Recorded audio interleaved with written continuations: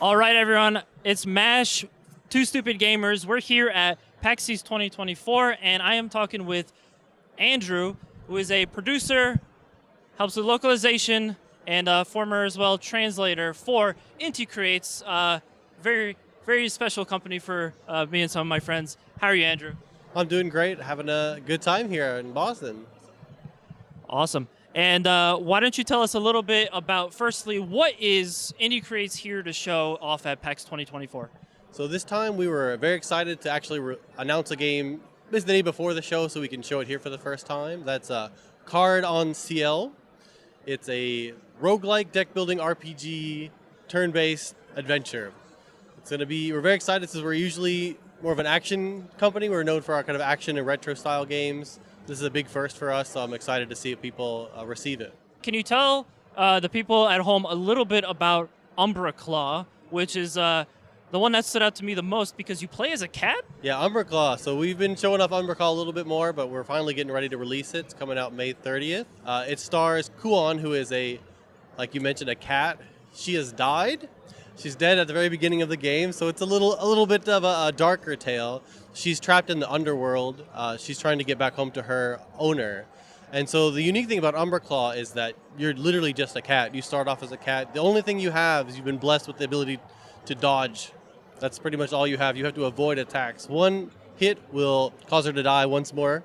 But thankfully she has 9 lives, so every time you die, you come back with a new ability, a new skill. And if you die enough times, you'll actually transform into a humanoid kind of feline monster who's a lot more capable at fighting. But I think a lot of people are going to want to see how far they can get in the game just as a cat, just avoiding as much damage as they can. Definitely, I'm going to check it out. You guys should check it out as well.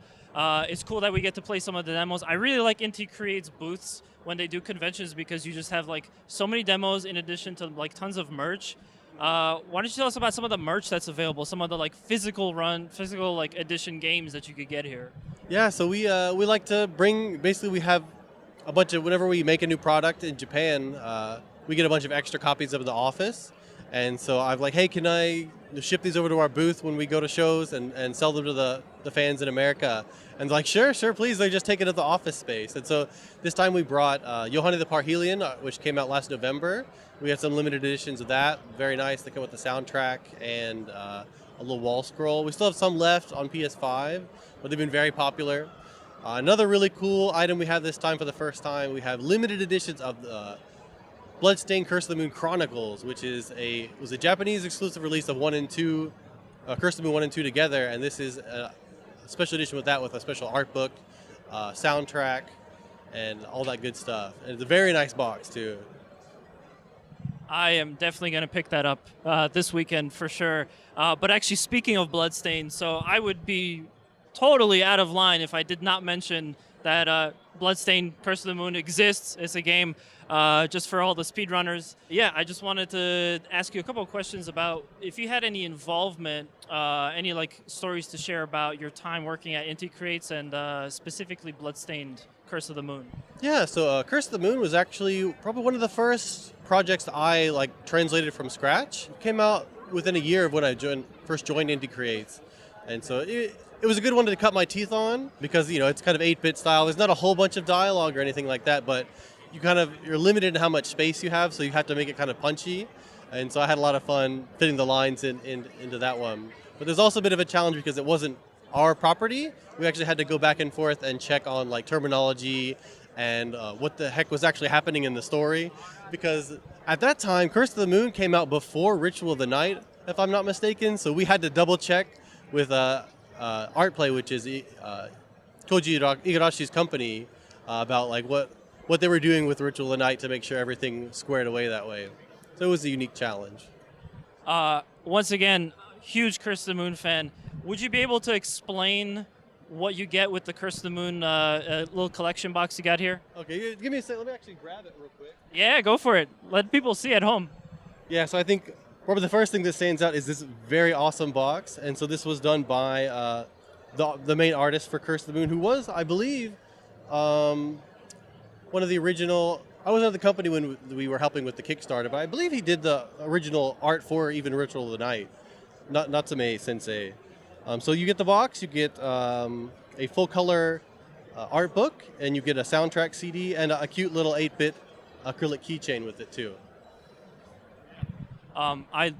I like absolutely adored this game and the soundtrack of it. So again, I'm picking up that up for sure. But yeah, is there any kind of stuff that you could share for like the near future or like even the more distant future about what to expect from Inti Creates? Is there anything you could kind of give us?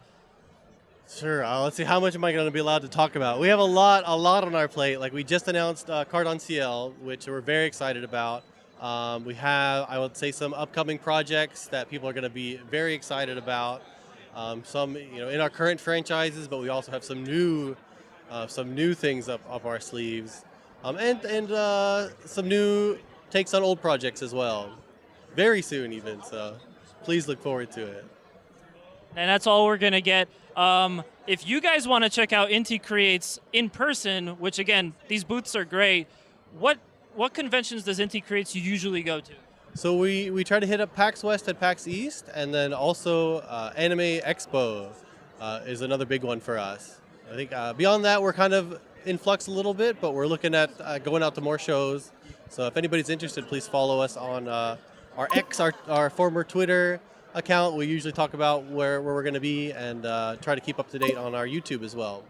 Definitely check out Gunvolt Records Psy Chronicle, which is our newest release. If you're familiar with the Gunvolt series of action platformers, they have lots of very J-pop style music tracks with some of the characters in-game sing the songs. So we finally made a music game using those characters with the rhythm, or using those songs as a rhythm game. So I think people would really enjoy that.